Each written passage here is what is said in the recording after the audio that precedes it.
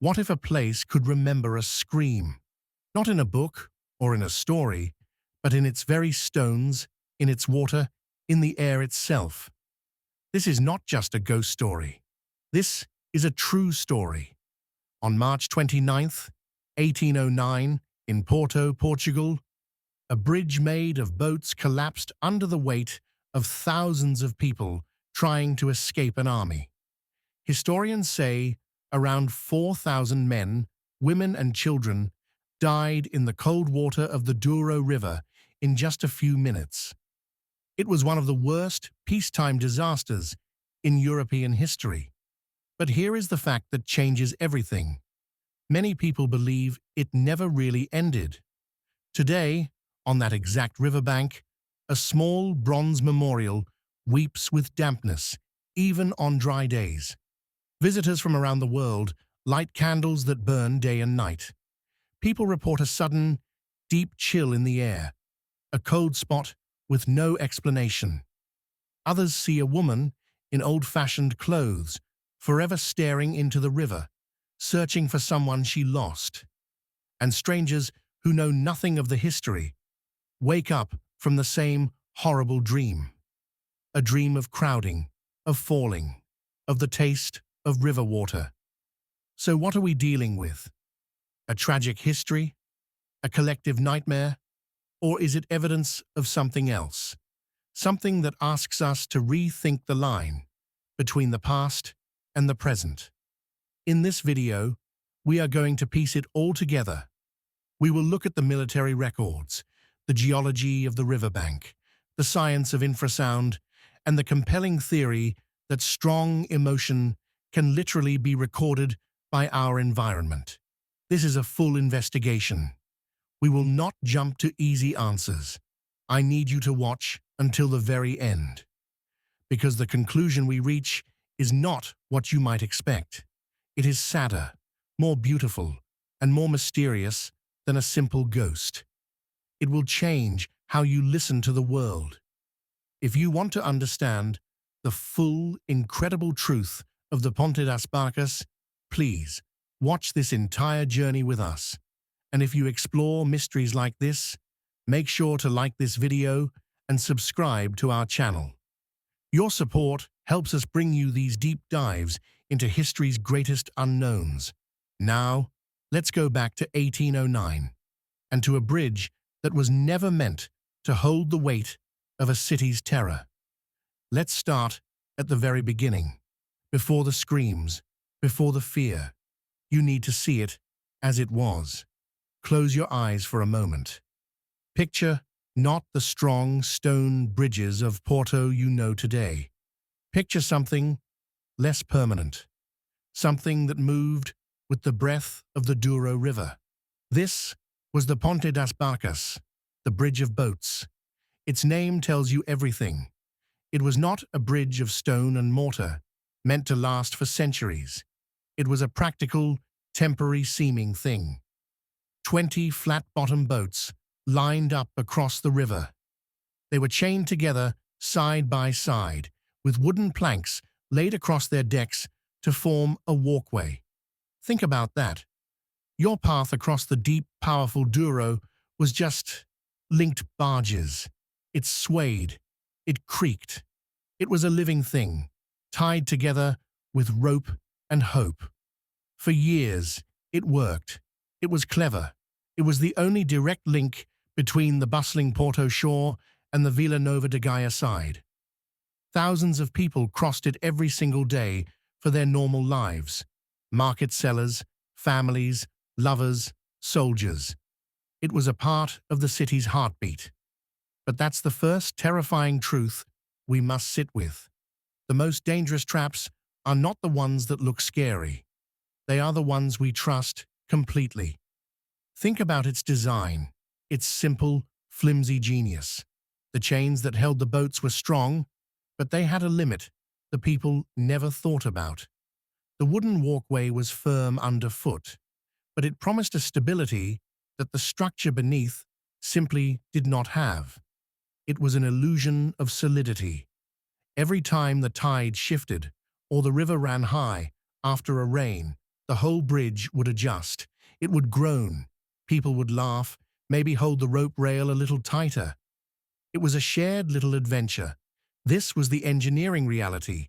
It was built for flow, for commerce, for everyday crossing. It was never, ever built for panic. It was never built for the sudden, crushing weight of thousands of people all trying to be on it at exactly the same second. That's the key. It was a bridge designed for life, but fate would ask it to handle death. And this leads us to the deep, sad irony of this story. This bridge was Porto's only escape route to the south. When danger came, everyone's eyes turned to it. It was the symbol of salvation. Mothers pointed to it. Soldiers shouted to head for it.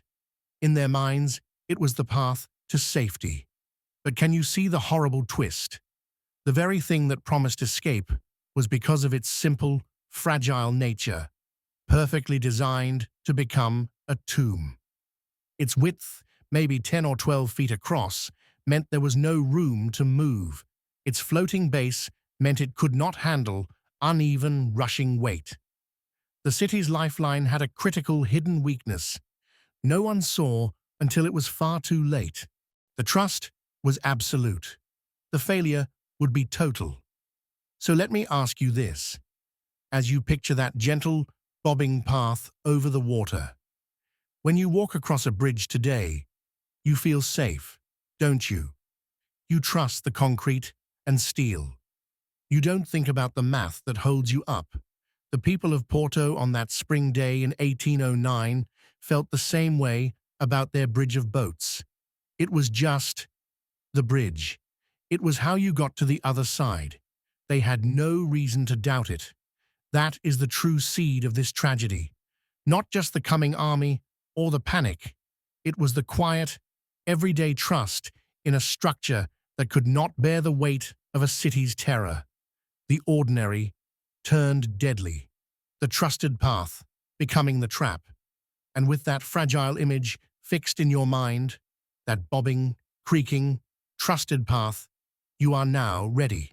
You are now standing with them, on the edge of the river, on a day that began like any other. The sun was out, the water flowed, and the bridge waited. Now, we step into the day, March 29th, 1809. The sun was up. Spring was in the air over Porto. But the city was not waking to a normal morning. From the highest hills, you could see them, the French army, led by Marshal Soult. They were not a distant rumor anymore. They were at the gates. And a low, trembling fear began to move through the streets, faster than any news. It started as a whisper, then a shout, then a crashing tidal wave of pure human instinct. Run. Get to the river. Get to the bridge. That fragile bridge of boats we just pictured. It suddenly became the only star in a darkening sky. Can you feel that shift? The moment a thing goes from being part of your daily life to being your only hope for life itself. Thousands of souls, 4,000 history would later guess, all turned their eyes and their feet toward that single, slender path over the Douro. Let's break down the timeline, the terrible mechanics of those hours. The French soldiers advanced from the east and north, methodically, surely. As they moved into the city's outer streets, the wave of people pushed back toward the riverfront, the Ribeira. There was no orderly evacuation. There was no plan. There was only a crowd growing thicker and more desperate by the minute. Imagine the pressure, not just in your mind, but on your body. The close heat of other people. The smell of sweat and fear. The sound, oh the sound, a rising roar of voices, cries, prayers, and the frantic noise of carts and animals, all trying to move in the same direction. This was not a quiet fear. This was a living, screaming beast made of people. And it was pushing itself onto that bridge. Now picture the bridge itself in that moment, that flimsy, floating walkway. With every new person that stepped onto the planks, It sank a little lower into the water. The ropes strained. The chains pulled tight. The boats, designed to sit evenly, began to tilt and rock under the uneven, rushing weight. People were not walking. They were being carried by the pressure of the crowd behind them. If you tripped, you would not fall. The crowd would hold you up and carry you forward. There was no going back, no turning around. The bridge was now a one-way street into what felt like safety, but with every step, the structure was screaming. A deep wooden groan that no one could hear over the human noise. The physics were simple and brutal. The weight had passed the limit. The math had already been done. The result was just waiting to happen. This is the part that haunts me the most. The individual moments lost inside the giant crowd.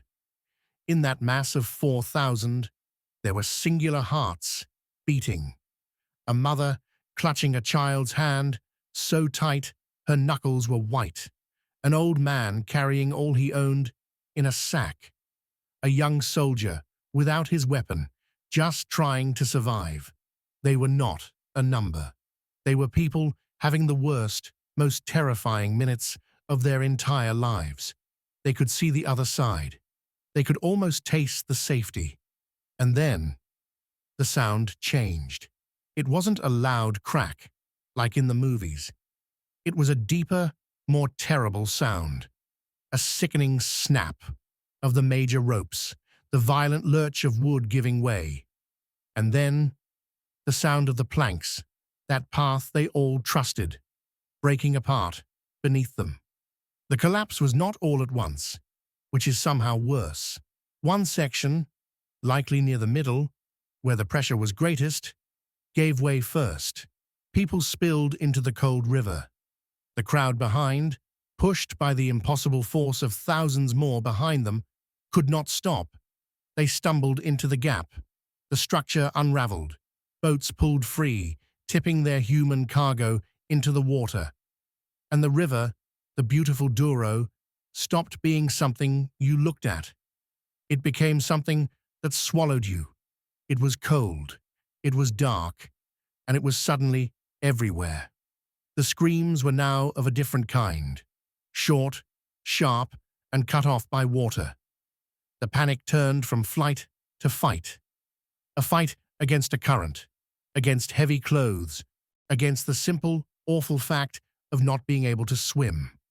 Can you imagine that transition? 1 second, you are on a crowded street. The next, you are in a dark, cold, churning chaos, with no idea which way is up. And then, the silence. Not a complete silence, but a terrible, ringing quiet compared to what came before. The sound of the river flowing on. A few scattered, weak cries from the water. The shocked wails from the people still on the banks, frozen, watching. The French soldiers arrived at the riverfront to see not a battle, but a tragedy. They saw a broken bridge. They saw a river filled with the struggling and the still. They saw a city's soul breaking in front of them. The military objective was won. Porto was taken. But what was the victory really? They had captured a graveyard. The disaster was over in minutes. But did it truly end? Or did that final, collective scream, that mix of hope, terror, and surrender, get stuck in the air right there, waiting for someone to listen? The river smoothed over. The boats drifted away. But some things, once unleashed, cannot be so easily taken back by the water. The immediate roar was over. The collapse had happened. Now came the slow, terrible tide of the aftermath. Imagine standing on that riverbank in the hours, then the days that followed. The French soldiers were now in control of Porto. But what did they control? A city in a state of shock so deep it was like a physical silence. The military reports from that time talk of securing the city, of strategy. But the human reality was happening at the water's edge. The Douro River which had been a road of escape, had now become a grave, and it began to give back what it had taken. This is the part of the story we often turn away from. We talk about the event, but not the cleanup, not the recovery. Yet this is where the trauma of a city truly sets in, like a deep, cold chill in the bones. The logistics were a nightmare. Bodies had to be pulled from the water. Think about that simple, awful sentence. Who did that work? Some reports suggest French soldiers under orders helped. Portuguese civilians, searching for their own, surely did the most heartbreaking work. The river current had carried many downstream, so the search went on for miles, for days. The bodies recovered, friends, neighbors, strangers, had to be identified, if possible. But how? With so many lost, record-keeping broke down. Many were simply buried together, their names swallowed by the scale of the loss, just as they had been swallowed by the water. 4,000 is a number, but one body pulled on to the stones, one face someone had to look at and recognize. That is a scar that changes a person and a place forever. And the city itself stopped. This wasn't just a loss of life. It was a paralysis of the spirit. Markets would not open. The normal sounds of work and talk were gone. The bridge, the city's main artery, was destroyed. The physical connection was cut, yes, but so was the emotional connection to feeling safe. To feeling like home was secure. The very geography of Porto had betrayed its people. Where do you go when the place you run to becomes the thing that kills you? The social and economic life of the city froze solid. This was more than grief. This was a collective wound, a trauma shared by every single person who lived there. A whisper in every street, a hollow look in every eye. The disaster wasn't a moment in time anymore. It was the new air they breathed. And this is the crucial, often overlooked fact. The ghost story began immediately. It did not wait for years or poets. It started in those first raw days. People did not just go home and try to forget. They could not. They were drawn back to the river, to the exact spot. They lit candles right there on the stones. They said prayers for souls they believed were trapped, confused, lost in the water. They left flowers, small, personal offerings to the river itself. They were not just remembering. They were communicating. They felt a need, a pull, to acknowledge something unfinished. Why? Why did that instinct appear so fast and so strongly?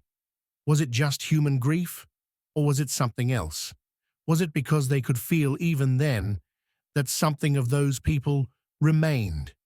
That the line between this world and whatever comes next had been torn thin by so much sudden, violent passing? Think about that deeply. The first supernatural reports weren't about ghosts you see.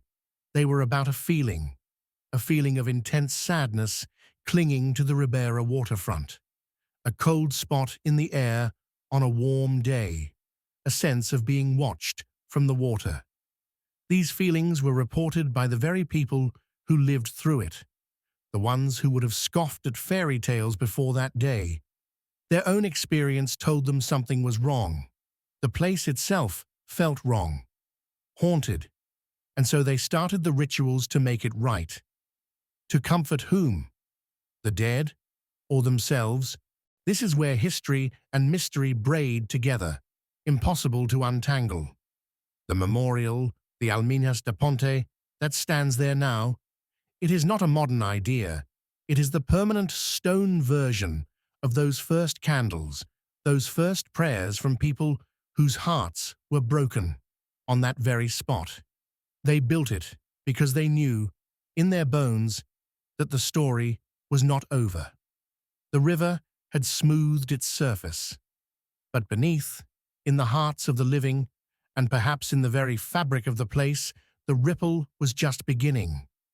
And a question was born that day, a question we are still trying to answer. When so many leave the world in the same instant, in the same place, with the same terror, does the world itself notice? Does it hold on to that shock? You tell me, what do you think happens to the energy of 4,000 final breaths? Does it just vanish? That pull to the riverside never stopped. The temporary candles and flowers from 1809, they demanded something more permanent. They demanded an address. And so, the city built one. If you go to the Ribeira today, you will find it. It's not a big grand statue on a high pillar.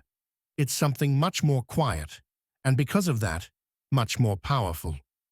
It's built right into the old stone wall of the quay, right where the bridge once began. It's called the Alminhas da Ponte, the little souls of the bridge. It is a simple bronze plaque, a bas-relief showing figures falling. Angels reach down for them. It is art born directly from that raw, immediate grief we just talked about. But this memorial is not just a picture. It is a living, breathing center of something strange. It is the physical heart of our mystery. Let's look at its specific symbolism, because every detail matters. The figures are not standing proudly. They are tumbling into the water. The angels are not celebrating a victory. They are offering comfort in a moment of terror. It shows the exact moment of the disaster, frozen in metal. It does not show peace afterward. It shows the crisis itself. Why? It's a memorial that refuses to look away from the pain. It forces you to remember the how, not just the fact that people died. You are meant to see their final, falling moment, over and over. And then, you notice the water. The bronze river at the bottom of the plaque is almost always wet, damp, shining. The city will tell you it's from the river spray, from the humidity of the Douro. And that is logically true. But stand there, on a dry day, with no wind, when the river is calm. You will often still see that damp glow. People have noted it for a century. They say the wall weeps. They say the stone itself cries for what happened. Is it just condensation? Or is it a symptom of something else? A cold spot, perhaps, meeting the warm air, creating its own tiny weather of sorrow. Now let's talk about the candles. This is not occasional. This is constant. For over 200 years, in rain or sun, day or night, candles burn in the sconces, below that bronze scene. Who lights them? Everyone. Old women from the neighborhood keeping a promise their grandmothers made. Tourists who feel a sudden, unexplained urge. Priests, artists, people who just feel heavy near the water. The wax builds up in thick, layered rivers of white and color, a geologic record of human remembrance. I've spoken to people who do this. They don't all call themselves religious. They talk about a duty, a need to maintain the light. They say it feels like keeping a vigil for someone who might still be lost. Think about that.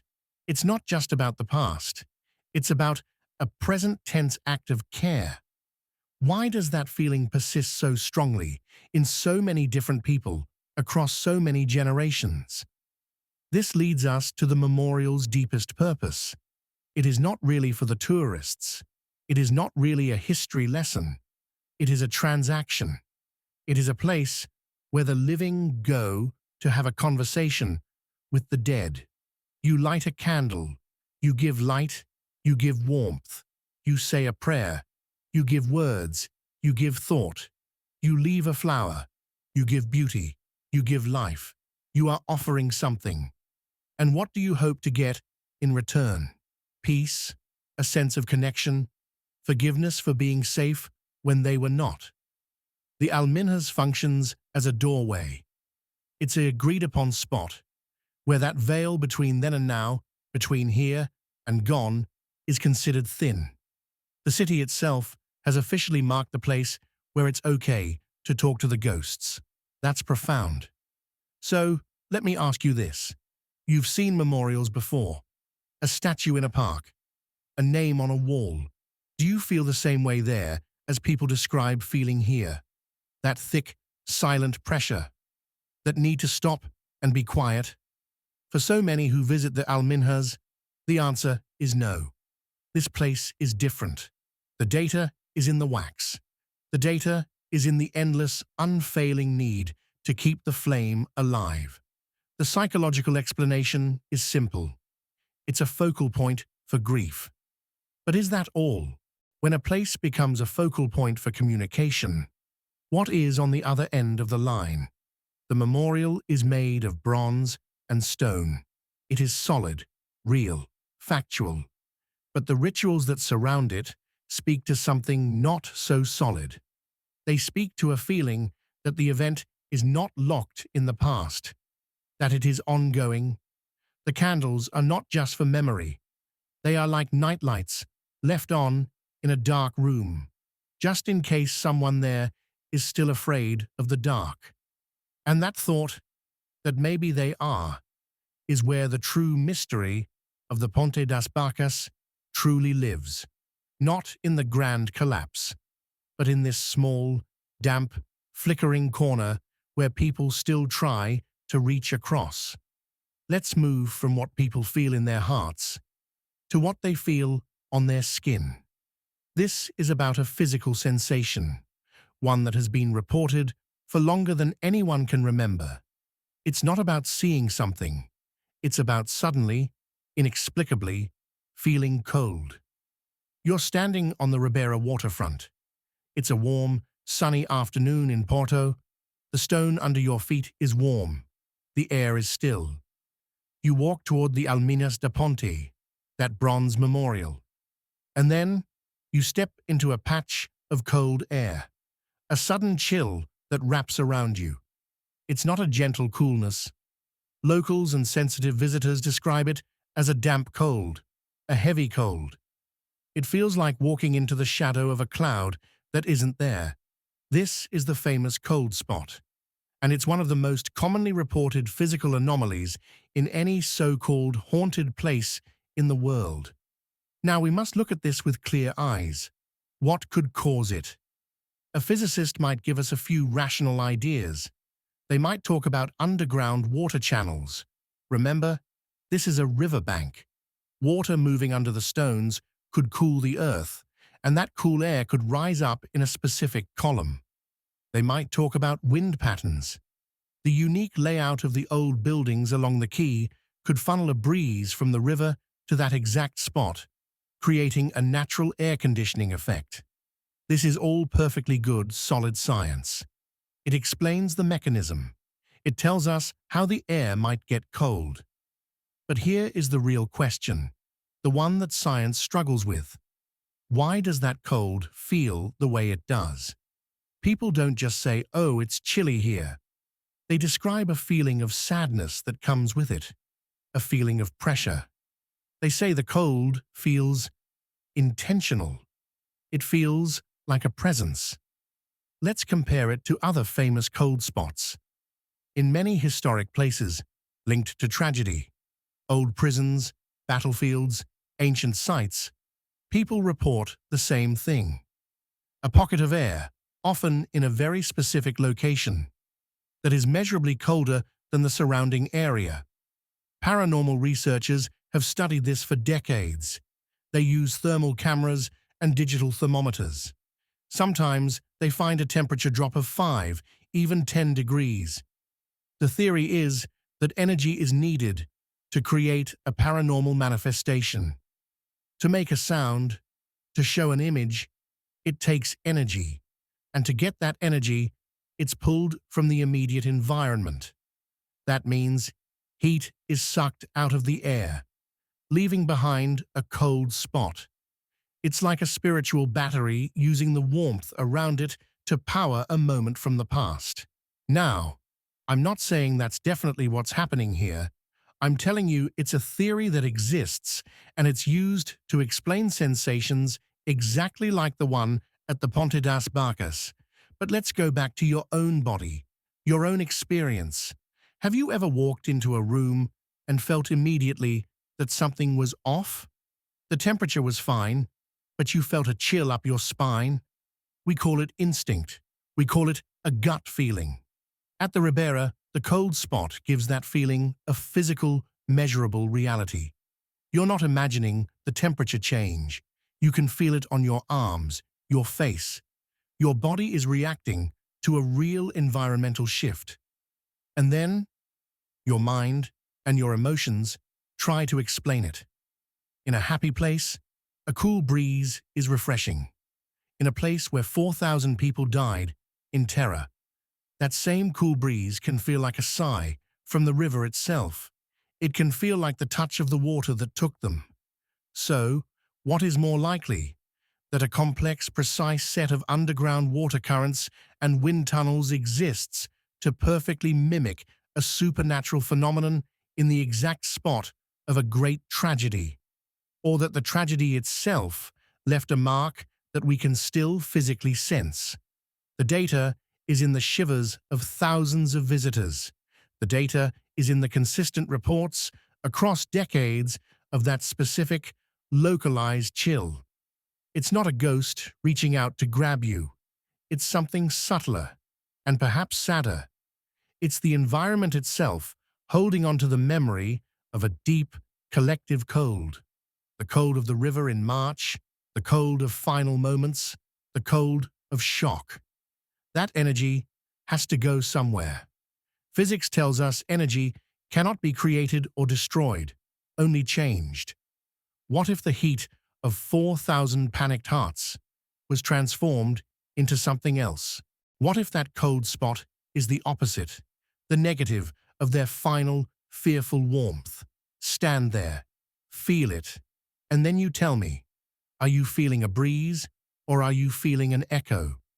Now we turn from a feeling to a figure. This is where many ghost stories begin, with a specific person seen over and over. But the figure at the Ponte das Barcas is different. She doesn't appear on the bridge. That's gone. She isn't in the water. She is seen on the riverfront, the Ribeira, right near the Alminhas. And she is always doing the same thing. She is looking down into the river. She is searching. This is not a generic scary ghost. This is a specific, heartbreaking image that has been described independently by people for more than 70 years. The consistency is what makes it so compelling and so deeply sad. Let's compile the descriptions from different decades. In the 1950s, a local fisherman, a man known for his no-nonsense attitude, told his family he'd seen a woman in old-fashioned clothes late one evening. She was not wet. She was not transparent. She was just there, staring into the water as if she'd lost something precious. He said she looked so real. He almost asked her if she needed help. But a feeling stopped him, a feeling of profound grief that came from her. In the 1980s, an American tourist, a photographer, captured something on film. It was just a shape, a blur, but in his notes, he wrote, "Woman in long skirt, back turned, focused on river. Thought she was a reenactor, but no one else around." His photo showed nothing clear, but his description matched the fisherman's. Then, in the 2010s, a group of university students from Spain, who knew nothing of the history, reported it to their hostel manager. They said a woman in a dark, long dress was standing by the wall, looking down, and when they blinked, she was gone. They said the air felt heavy, and they left quickly. The pattern is undeniable. The posture is always the same, a searching gaze into the Douro. The clothing is always from a period before our time. A long skirt, a shawl, simple fabrics. She is never aggressive. She never looks at the witnesses. She is completely focused on the water. She is non-interactive, like a recording on a loop. And then she vanishes, not with a pop, but by simply not being there the next time you look. This is critical. She doesn't walk away. She dissolves from the scene. Who is she looking for? The most obvious answer is a loved one, a child, a husband, a parent who was lost in the collapse. She represents the ones left behind on the bank, the mothers, the wives, the sisters who saw their family disappear into the water and could do nothing but stare, hopelessly, at the place they were last seen. Her ghost is the ghost of the survivor's trauma, frozen in that moment of unbearable looking. But let's explore the other theories. Is she an intelligent spirit? That's the paranormal term for a ghost that knows it's a ghost, that can interact, that has some awareness. The woman by the river does not fit this. She shows no awareness of the modern world.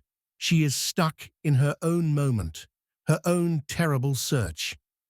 This points more toward the idea of a recording, a moment of such powerful emotion, a woman's desperate final hope as she scans the water for a face that will never appear, that it was imprinted on the location, like an emotional photograph that sometimes develops itself in the air.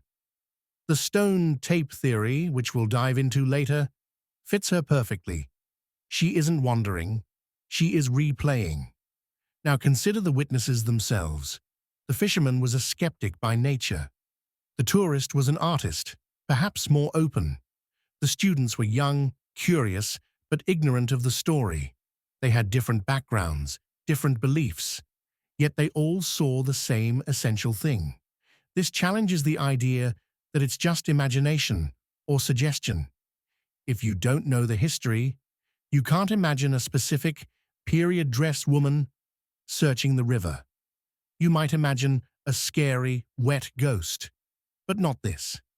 This specific image comes from the place itself, not from the visitor's mind. So, what do we have? We have a silent witness, a woman eternally stationed on the bank, performing the most human of actions, looking for a lost one. She is not a threat. She is a tragedy made visible.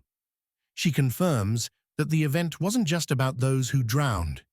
It was also about those who had to keep living with the looking, with the not knowing, with the empty river after the chaos cleared. Her presence tells us that some pain is so sharp, it can cut a mark into reality itself, a mark that we, every now and then, can glimpse. She is the answer to the question we asked earlier. Does the world notice? Perhaps the world doesn't, but perhaps a single, shattered heart can leave a deeper scar, and that scar can be seen. We've talked about what people see and feel when they are awake at the river. Now, let's talk about what happens when they sleep. This is perhaps the strangest and most personal piece of evidence. It comes from visitors who knew nothing about the Ponte das Barcas tragedy before they came to Porto. They stayed in a hotel or an apartment in the Ribeira district. They went to sleep, tired from a day of sightseeing. And then they had a dream. Not just any dream. A very specific, shared dream. This has happened enough times that it forms a pattern. A pattern noticed by hostel owners, by tour guides, and whispered among people who study these things. The dreams are not about historical facts. They are about sensations. The sensations of the disaster itself. Let's break down the common elements. First, the feeling of lateral pressure. People don't dream about being alone. They dream of being in a crowd, so thick they cannot raise their arms. They dream of being pushed from the side, from behind, by a force they cannot see. There is no room to move. The air is hot and close. This is the pure physics of a crowd crush, translated into a feeling in a dream. Second, the sound. They report a deep, groaning, wooden sound. Not a scream, not a voice. The sound of ropes and planks under impossible stress. The sound of the bridge itself, dying. And third, the most chilling detail, the taste of river water. A cold, dirty, sudden taste of the Douro in their mouth that wakes them up, gasping. Think about that. These are not people dreaming of reading a history book. They are dreaming the physical experience. How is that possible? One explanation lies in the concept of the collective unconscious. This is the idea from psychology that deep down, all humans share a kind of mental library of basic experiences and symbols. Trauma, the experts say, can be a powerful symbol, but that feels too vague for dreams this specific. A taste of a particular river, a specific type of pressure, that's not a universal symbol. That's a memory. This leads us to a more controversial idea: psychometry. This is the concept that objects or places can hold memories. That information can be stored in stone, in water, in the very air of a location. And that a sensitive person, often when their conscious mind is quiet in sleep, can somehow read that information. Their brain receives the signals, the pressure, the sound, the taste, and weaves it into a dream narrative. It's like tuning a radio to a station that is always broadcasting, but on a frequency most of us can't hear during the day. At night, our dial slips, and we pick up the signal. Now let's look at the dreamers themselves. I've read accounts from a nurse from Canada, an engineer from Germany, a teacher from Japan. They had no cultural connection to Portugal. They didn't believe in ghosts. They were rational people who found themselves deeply shaken by a dream they could not explain. They often seek out the history after the dream, desperate for an answer. And when they learn the truth, they are not scared in a horror movie way. They are humbled. They are saddened.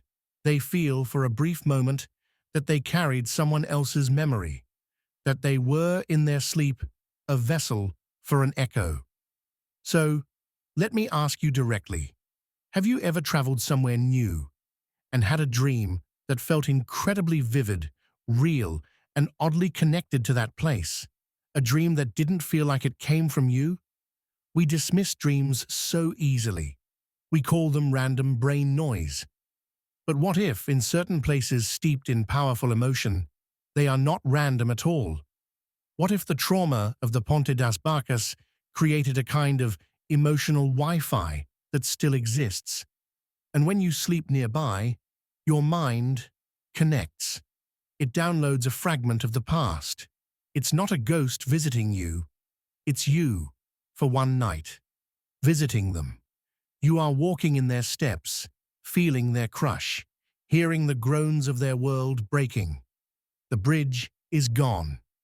But in the shared subconscious of the people who sleep near its ghost, it is rebuilt every night, plank by terrible plank, in the dark theater of the mind. Is that less real than stone? For the person who wakes with the cold taste of the Douro on their tongue, I can tell you, it feels more real than anything.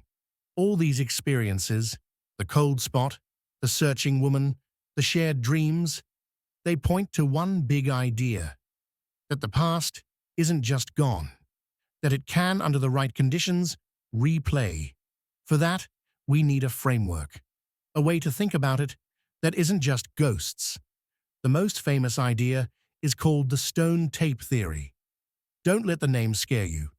It's actually a very simple, beautiful analogy.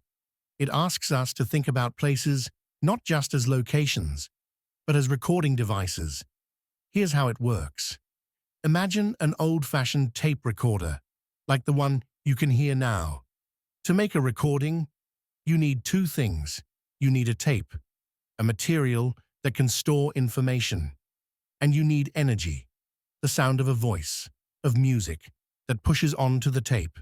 The stone tape theory says that certain materials in our world, like stone, quartz, water, and even iron, can act like that tape. They can store information. And what is the energy that makes the recording?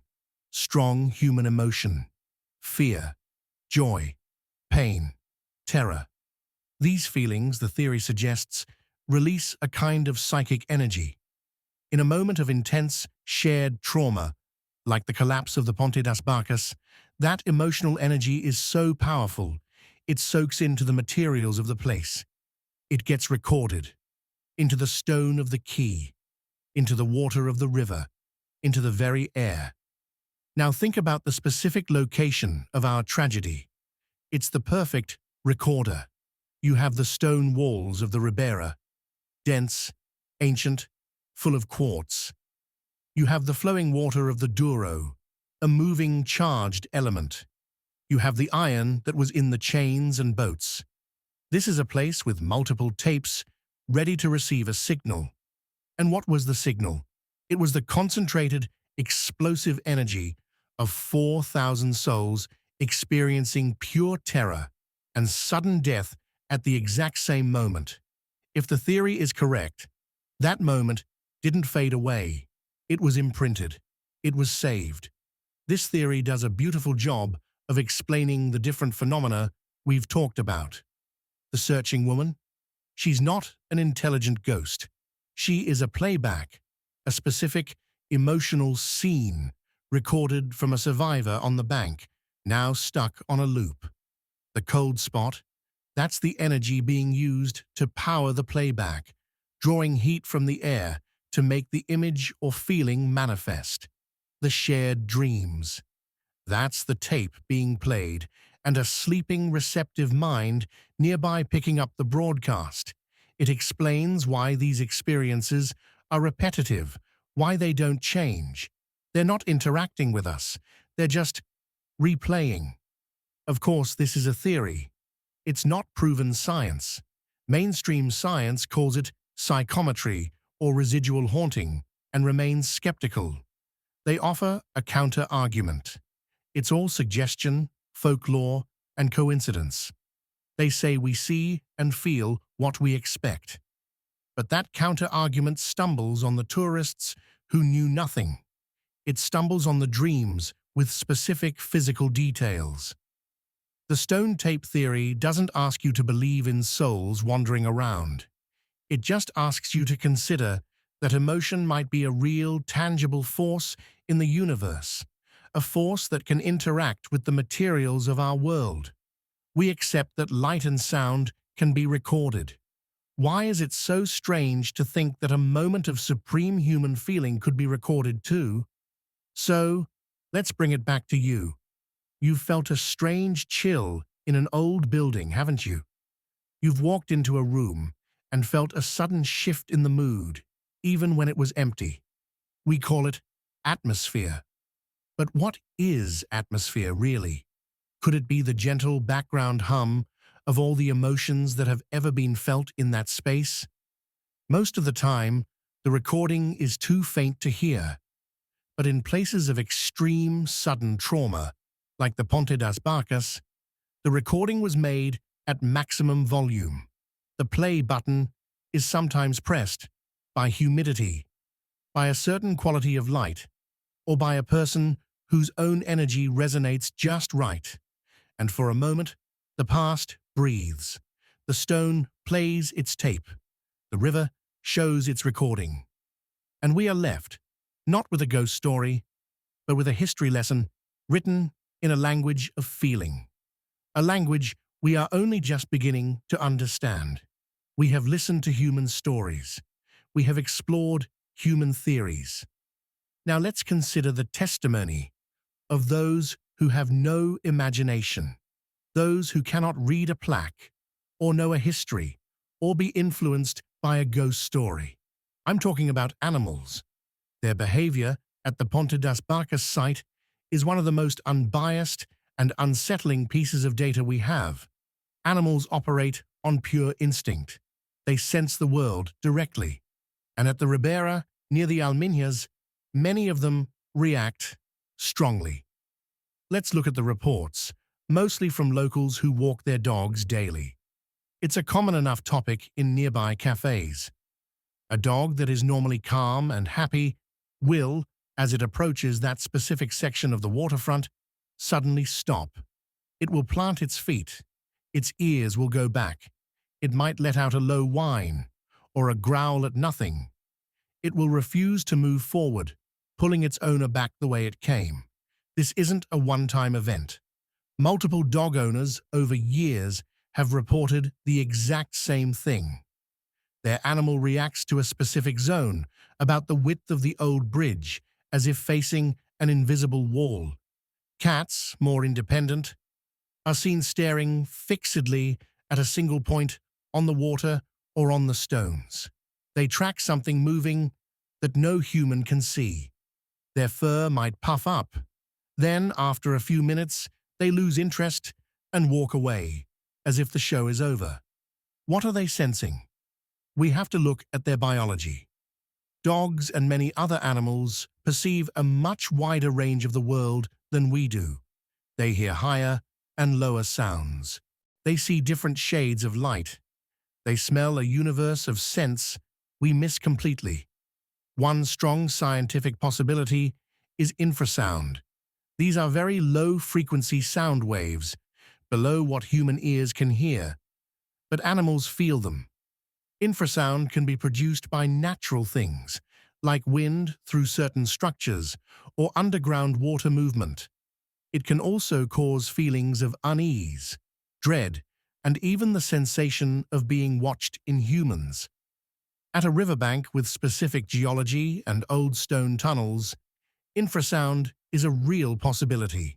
It could explain the animal's fear and the human feeling of a presence. Their bodies are picking up a real, physical vibration that ours ignore. But there's another possibility. Animals are also highly sensitive to energy fields and subtle changes in the electromagnetic environment. Many animals navigate using the Earth's magnetic field. If a location holds a powerful, residual energy imprint, like the one suggested by the stone tape theory, it could create a local disturbance in that field, a kind of static in the natural signal. To an animal, this would be confusing, alarming. It would be like you walking into a room where gravity suddenly felt sideways. You would want to leave immediately. The animal isn't seeing a ghost. It's stumbling into an area where the rules of its sensory world are bent. This is powerful because it removes human bias from the equation. A dog doesn't know about the French invasion of 1809. A cat doesn't care about urban legends. They are not capable of being spooked by a story. They are pure receptors. When they react with fear or fascination at the exact spot of a mass tragedy, they are giving us raw data. They are telling us in their own language that something is there. Something measurable in terms of sound, frequency, or energy that their bodies recognize as strange or wrong or threatening. So picture this. You're walking a happy, tail-wagging dog along the beautiful Douro. You reach the Alminhas, and your friend, your trusting companion, freezes. He looks at the empty space ahead of him, and he whines. He looks back at you with worried eyes. What do? Do you pull him forward, telling him it's nothing? Or do you trust his instincts, ancient and sharp, more than your own educated mind that says it's just a pretty river view? In that moment, you are facing the mystery directly, through the eyes of a creature that has no reason to lie, no ability to imagine a ghost. Its fear is real. Its fear is now. And that asks a very quiet, very deep question of us. If the animals sense it, what are we, with our big, complicated brains, missing? Are we explaining away the very signals they are so honestly reacting to? Their testimony may be the most honest of all. They call this place haunted, not with words, but with a shiver, a whimper, and a stare into the silent, empty air that for them is not empty at all. We have walked this riverbank together, from the flimsy boats to the crying bronze, from the cold air to the shared dreams. We've listened to the theories and the animals and the silent testimony of stone. Now we arrive at the final synthesis, the big picture. What is really happening at the Ponte das Barcas? The bridge is gone. The bodies are long gone. But something remains. And I believe that something is not a ghost in the way we usually think. It is something both simpler and much more profound. The river is the key. It is not just a location. It is the main character. The Douro is a mirror. It reflects the sky, the city, the lights. But what if it also reflects time? Water is never still. It is always moving, always passing by. But in its flow, it holds everything it has ever touched. The minerals from the mountains, the history of the land.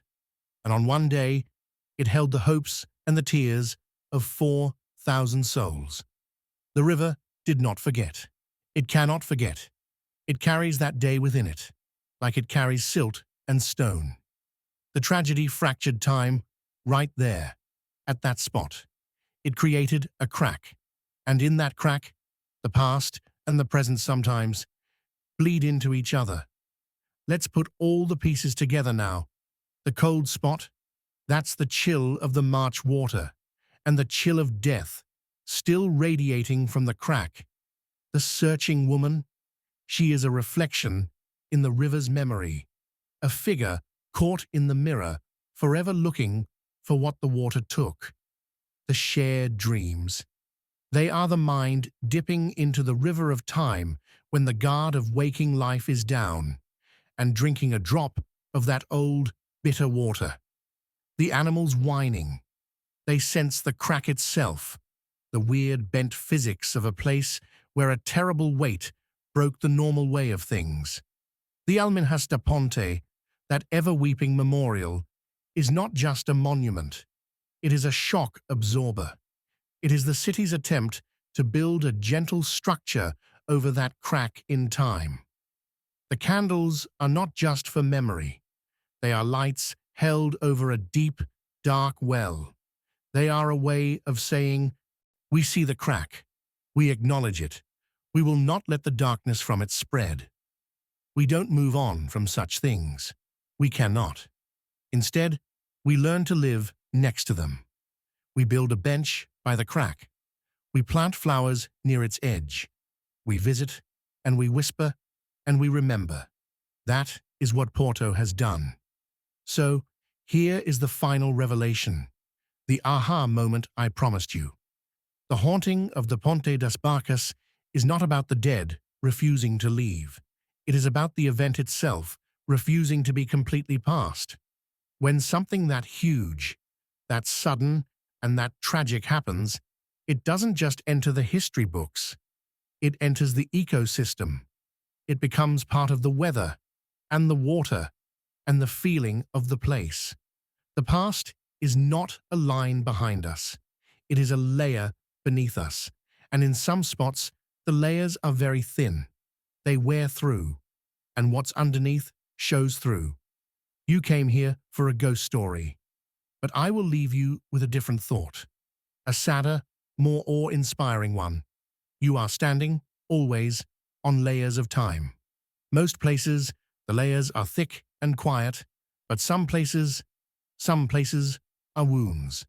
The Ponte das Barcas is a wound in the world. The scar has healed over on the surface, but underneath, the bone remembers the break. The river remembers the fall. The air remembers the scream. Look at the water in your own life. The puddle after rain, the glass on your table. What does it reflect? And what will it one day remember of you, of your joys, your fears, your final moments? We are all adding to the layers. Most of our moments are quiet, and they make quiet layers. But some moments are so loud, they shake the earth. They ripple through time. They become a place. That is the truth of the Ponte das Barcas. It is not a haunting.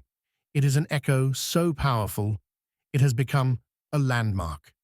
The bridge fell once, but in the heart of the river and in the silent stones of Porto, it is falling still. and it will fall forever. Listen. Can you hear it? Not with your ears, but with the part of you that knows what sadness sounds like. The water is telling the story. It has never stopped. So, what have we learned? Let's put all the pieces together.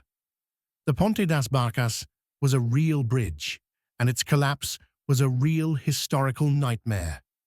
Thousands died in a moment of pure panic. That is the undeniable fact. But the story did not stop there. The people of Porto felt it immediately. They were drawn back to the river to light candles, to pray, to grieve. They built a memorial that to this day stays damp with what feels like tears. This tells us one thing clearly. The location itself became important. It became a focal point. Then we heard the reports, the physical cold spot that wraps around you, the woman seen by different people across decades, always searching the water, the visitors who have the same terrible dream of pressure and drowning, even when they knew no history, the animals that react with fear at that one spot on the riverbank. These are not just stories. These are experiences. They are data points. They come from locals, from tourists, from creatures without imagination. They all point to the same small area and say, something is here. Science gives us some ideas. It talks about infrasound, low vibrations we can't hear that cause unease. It talks about the stone tape idea, that strong emotion might soak into stone and water like a recording. These ideas are not proven, but they are tools. They help us think about how a place might hold a memory.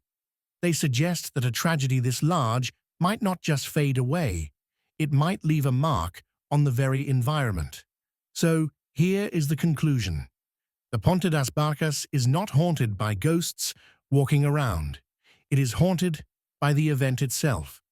The shock of that day was so powerful, it cracked the normal flow of time in that place. The past did not disappear. It settled in. It lives in the cold air, in the image of the searching woman, in the dreams, in the river's memory.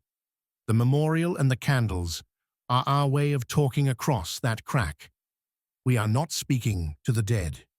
We are acknowledging a wound in the world that is still tender. The bridge fell once, in 1809, but in a way, it is still falling. The echo is trapped.